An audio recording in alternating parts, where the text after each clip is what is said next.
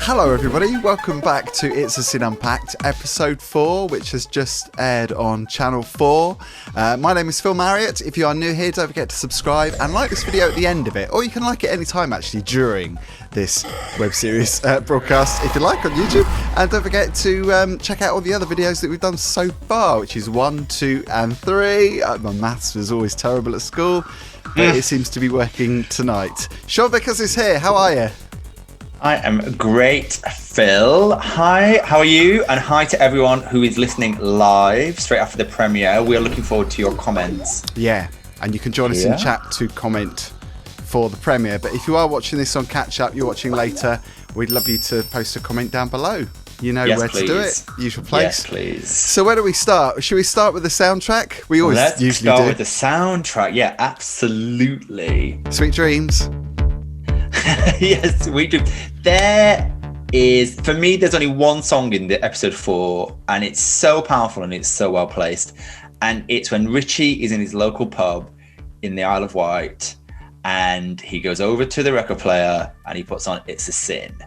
And that moment is like, it sends shivers, because in some ways they've really pared back. I think on episode 4, they've really pared back on the like multi-layered soundtrack, and it's very well placed, and so you just get It's a Sin blaring out in that pub, and it just gave me shivers. Yeah, it almost feels like a dream sequence, because it cuts, doesn't it? It cuts to a different, very quieter, well, much quieter scene, and it's almost like, because he goes to the jukebox to put the song on, and it is almost like he's kind of feeling empowered just momentarily. This is quite a surreal episode in some ways. It's quite a thought-provoking chapter of this story, I think. There's a lot that Richie deals with, and he does go back to his childhood. He goes back to friends that he's made during his life, and it's quite a powerful one. Well, there's 3 topics I want to talk about this episode, which I think are pretty key. Yeah. But it would be remiss of me not to talk about Heaven is a Place on Earth by Belinda Carlisle, closing that episode. And what a way to close it as well, because it's like that kind of juxtaposition that we mentioned before, where you've got this quite, serious subject, but this very uplifting sentiment which goes against that. It's almost like people dealing with things in their life and dealing with things in their lives with humour. And it's that humour and drama which, we've discussed before, that Russell T Davies writes so brilliantly. So the 3 things that kind of came through to me on this episode were misinformation is the first thing I'd love to talk about. The second thing really is the role of the Conservative government during that period. Well, that's how it starts, isn't it? Because it starts with that public information film, which we remember so vividly. If you're around, at that time, was it 1986, wasn't it? It starts in 86. Yeah, and it's interesting because that public information film is chilling. Yeah. And I remember it. I was I was younger. I can remember it as a child being on TV. And there's this point where, Richie turns to his friends at the Pink Palace and says, "My mum is watching this." And it's this kind of distortion of how he perceives it. He's not thinking about himself or the people around him. He's thinking about his mother. Yeah. And there's something around parental shame that I find very interesting. We can come to certainly later. Well, I was 16 when that was shown, and it just gives me goosebumps. It sends shivers down my spine even now. It's the way that it was produced as well. John Hurt doing that really chilling voiceover on that ad. Because he has got a really, he had a really frightening voice, really powerful voice, because he's such a great actor, and I think it's so haunting for so many reasons. And there's a moment there where, as Valerie and Clare are watching it on the Isle of Wight, they're kind of tuned out to it, and I think that's interesting. Certainly in this episode and in the next episode, which we won't touch on. And then it cuts to Michael Barrymore and Valerie going, "Oh, I love Michael Barrymore." I love him. Which is a bit like in the previous episodes where Valerie's been like, "Oh, I love Barry Manilow." It's such a bizarre scene though, because she's chomping on a biscuit, almost just ignoring this really scary advert that is trying to tell her something, and she's chomping away in a living room in a happy little life, blissfully unaware of what's happening.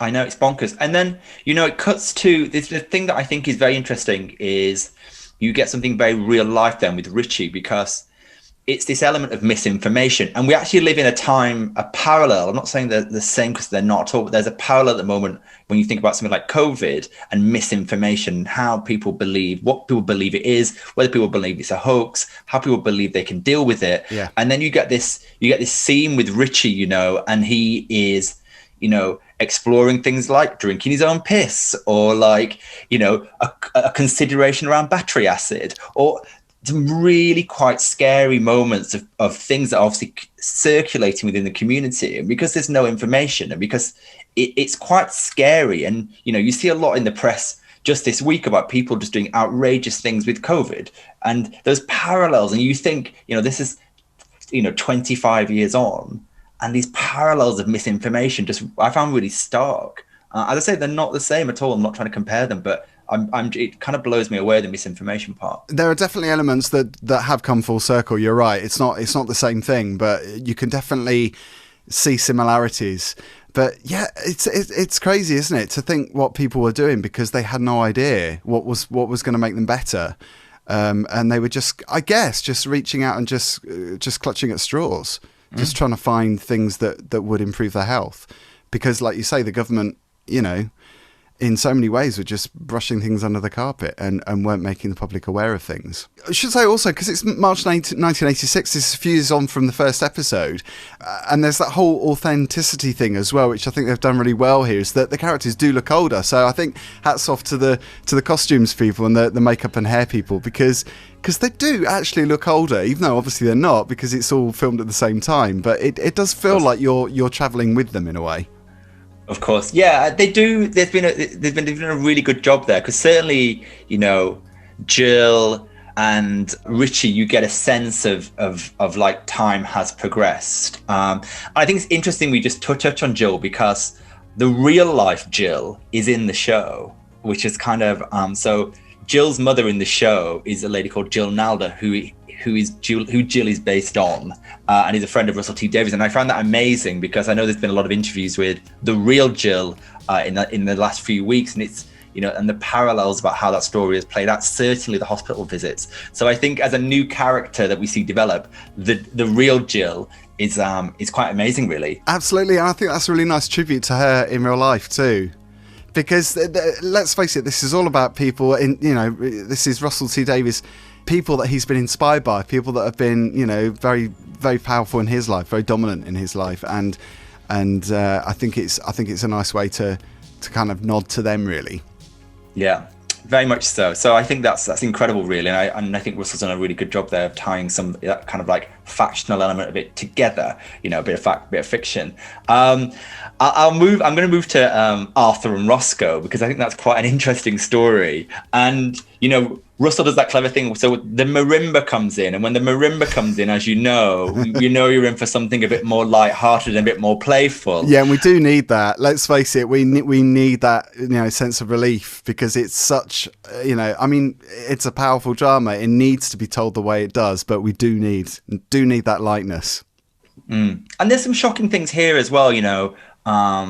The way, you know, Arthur's relationship with Roscoe, how he perceives him. There's some ideas of tokenism in there as well, about when he's like kind of rolled out for Maggie. This whole idea that he's Nigerian, but it doesn't matter. They put him on a Jamaican stand. There's loads of things that just play out, which are very visible, and some are actually more indirect, which I thought was incredibly powerful, that Russell kind of placed this here. And also, I guess the fact that he was a closeted MP as well. You know, it's obviously a politically charged episode, what with the march and the protests later as well in the episode.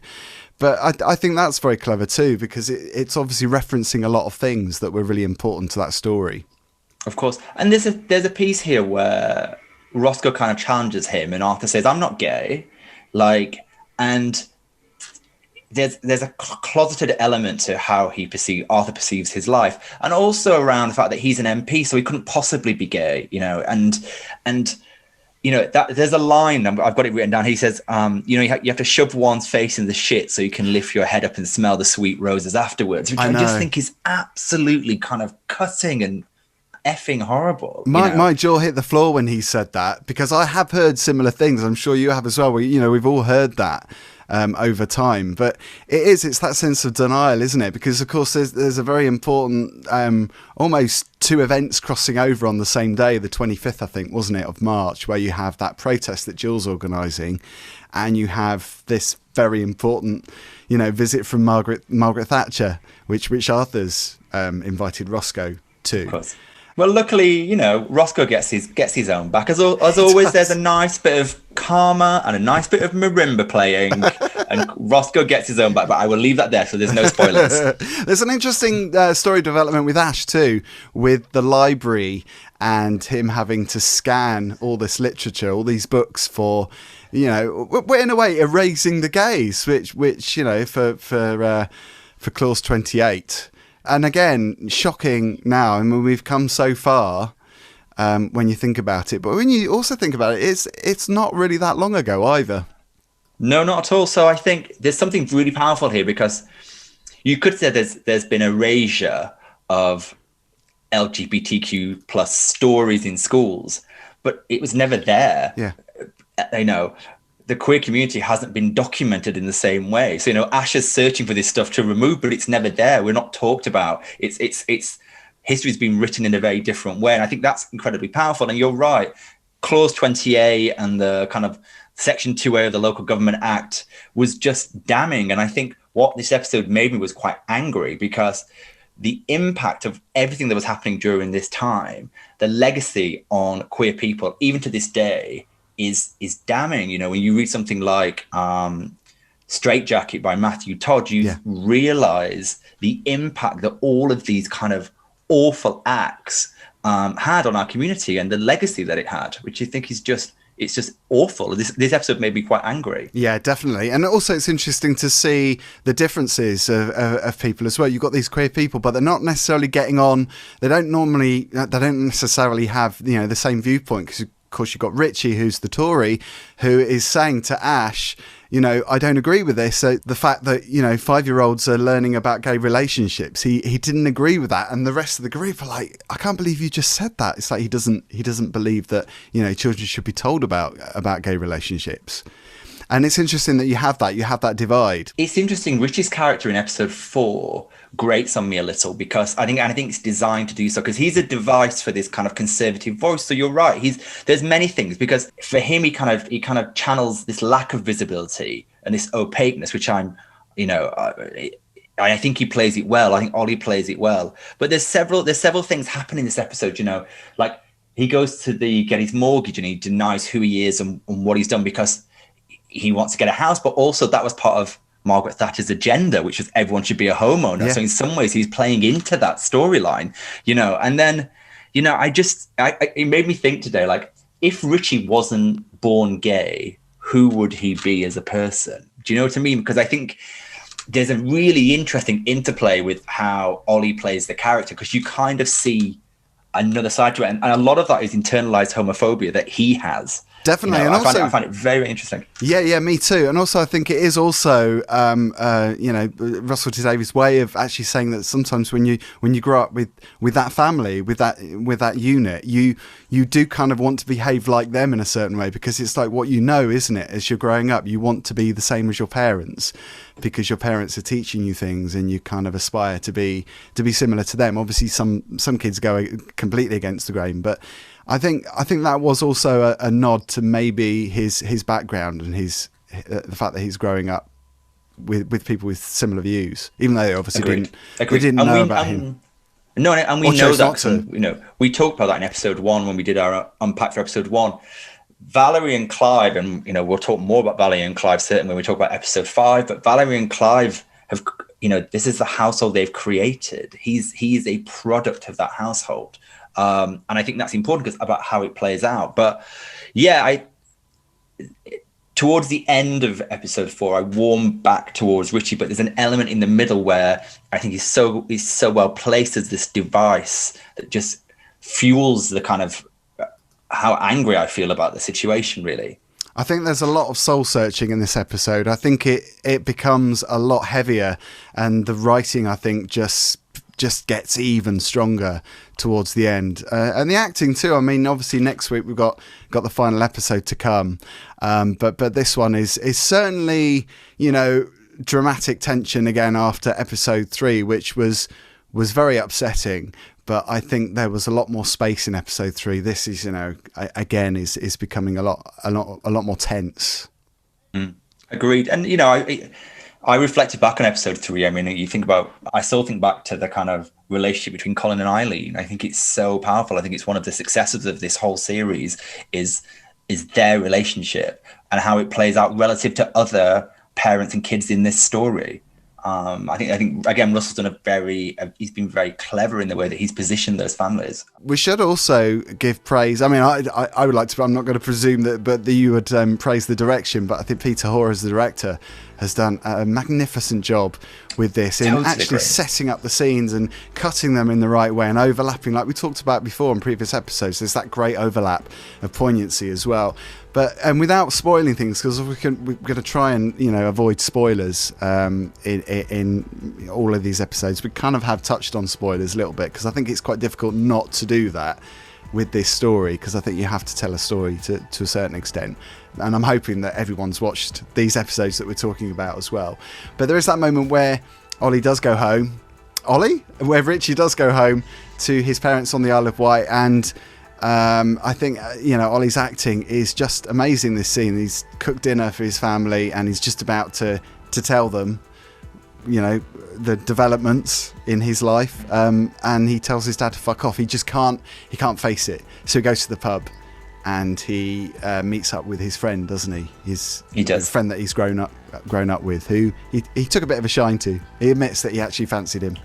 Yeah, and there's an amazing bit there, because throughout the episodes that we've seen, the only thing that we've seen Richie reveal to his family is about his change in career direction, right? But actually, there's a moment when he's sat on the beach with his friend where it's the first time he's actually telling someone from his background, from his home, a little bit more about who he is.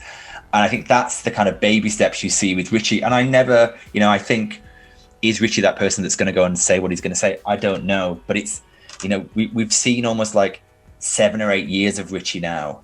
And we're starting to see that he does these things in a very kind of like gradual, slow way. So the fact that he does what he does on the beach, I think is actually quite important for him and his story. Yeah, definitely. And he's brutally honest in some ways as well, because it's very direct. It's everything building up, isn't it, to this big crescendo almost, where he's just letting everything just splurge out. It's all coming out just all of a sudden.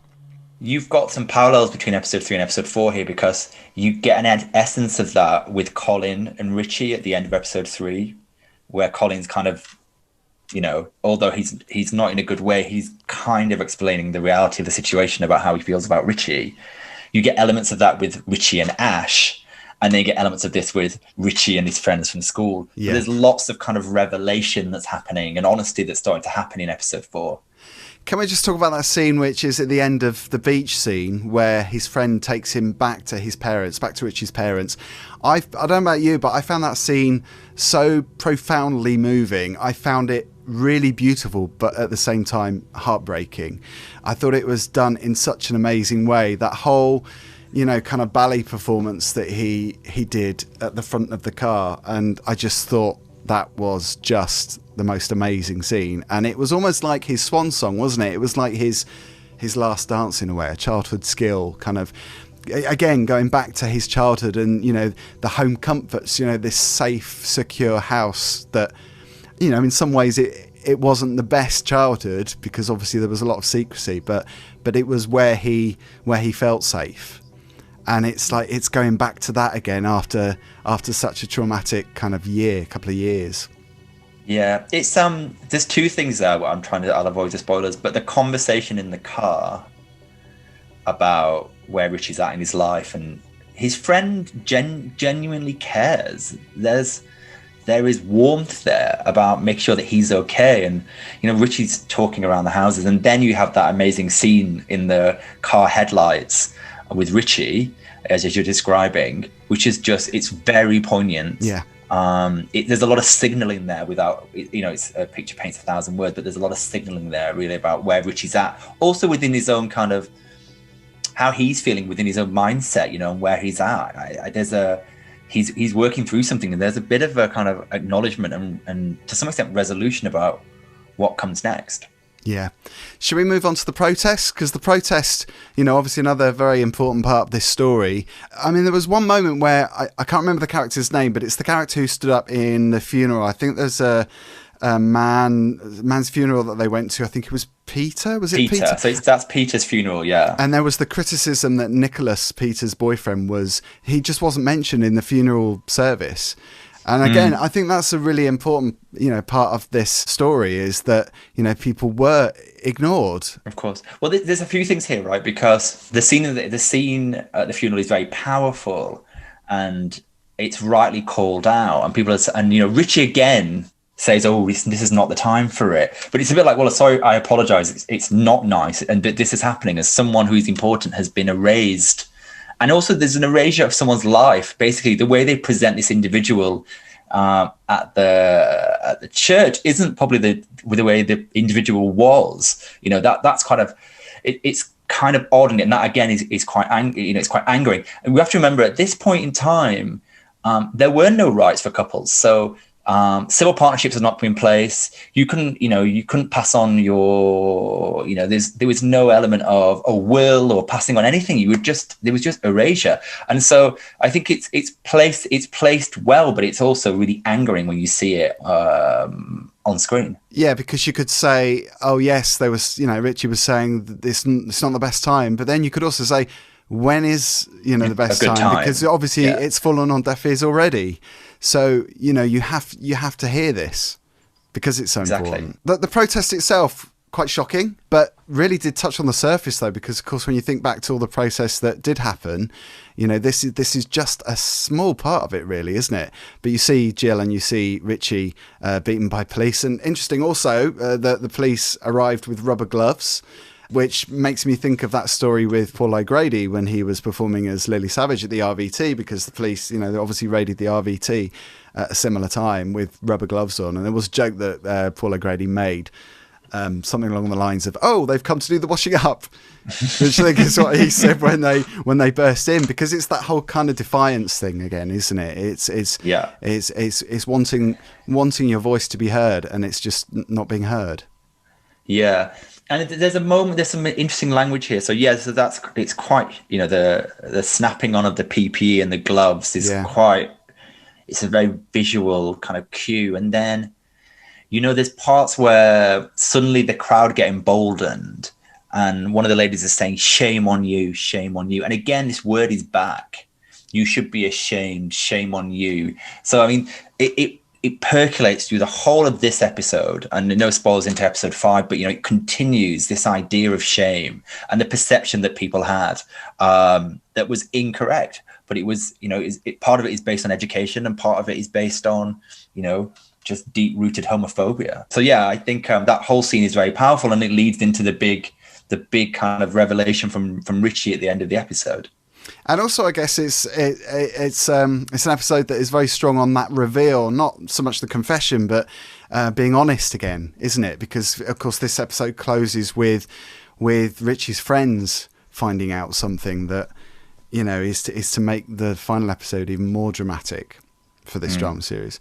So it's quite a difficult thing to discuss if you haven't seen the episode. I'd like to think most people have watching this, but hopefully we've given the spoilers alerts in time at the start of this. What did you make of it overall as an episode? I mean, I think it's again one of the most powerful ones so far. Agreed. I think he is very clever about how you feel at the end of each of the episodes. The first time I watched episodes 3, 4 and 5 together, and it kind of just, the emotion just really comes for you. And actually watching them slightly further apart, which I did the second time round, I got a real sense, I was kind of heartbroken by episode 3. This episode just left me feeling quite angry. But it is a very powerful episode, and I think it's well placed, and the topics that are discussed are important to be discussed. And I think, Russell T Davies and the team have done an amazing job again of covering such a number of bases in such a short period of time in this episode that I take my hat off to. Yeah, I think it's funny because on social media I've not seen hardly any criticism. The only criticism I've seen is, oh, it's filmed in Manchester, it should have been filmed in London, which I think really is a minor quibble when you think about it, because it's not that's so important. It's the story and the people, and obviously the politics of the whole thing as well. But yeah, I mean, believe the hype. I mean, I've said to people, if you haven't seen it, believe the hype, because it's really, really brilliant. But I guess if you go into it, you know, everyone's got their own mindset. They've got their different views. But it's so hard, isn't it? It's hard to cover everything in five episodes. And these, 45-minute episodes without the adverts, that's not a lot of time, really. No, I do believe that, as I say, I'll reiterate, I do believe that the amount of ground that he covers in this episode, he's covered off, the landscape of the Conservative government at the time. He's covered off the sentiment of like your, average person on the street. He's covered off, there's so many things that he manages to put a wrapper around in these kind of 45-minute episodes that I take my hat off to him, because it could be so like facile and light that you don't get anything, but you feel something and it stays with you and you remember it. So I think bravo. I mean, I have very little to no criticism, quite frankly. Yeah, I can't remember the name of the critic, but it's somebody that writes for The Guardian. She gave this series 5 stars, and she said that she'd heard someone say you shouldn't actually have any humour in this series whatsoever, and she disagreed with that, as do I. I'm sure you do as well, because people do have sense of humour, and difficult subjects are dealt with a sense of humour. Obviously, we've got to be sensitive, but I think people, when they're going through lives, they do have joyous occasions, and they deal with things differently. They deal with things in an upbeat way. This is what so in the interview with Jill Nalder, this is what she kind of mentioned, because I think part of the, you've got a household which are primarily actors, and so she said, like, in one of the interviews, said the West End community really came together. And she said, because the one thing they could do out of all of it was entertain. Yeah. So she said there was lots of things going on because that's what they had. They had this ability to entertain. And I think Russell's done a really good job of taking that, So I think there is elements of lightheartedness, because there has to be, because there's because of the way it's been framed. So I would disagree with that idea that it has to somehow be somber, because that's not the way the world works, and that's not the way it is. Absolutely. So, Sean, the final episode next week. I'm going to miss doing these. I've really enjoyed. Oh my gosh! Unpacking It's a Sin. So, the final episode, then, episode 5. If you haven't seen any of the other unpacking shows that we've done, the Unpacked shows, you can click on the playlist, which is on the screen now somewhere. And of course, we will see you next week. If you want to come and join us for the premiere, it is 10 p.m. GMT UK time after the final episode airs on Channel 4. Hopefully you'll be there. Let us know what you think so far in the comments, and don't forget to subscribe. And Sean, we'll see you next week. Thanks, Phil. Thanks, everyone. Take care. See you soon.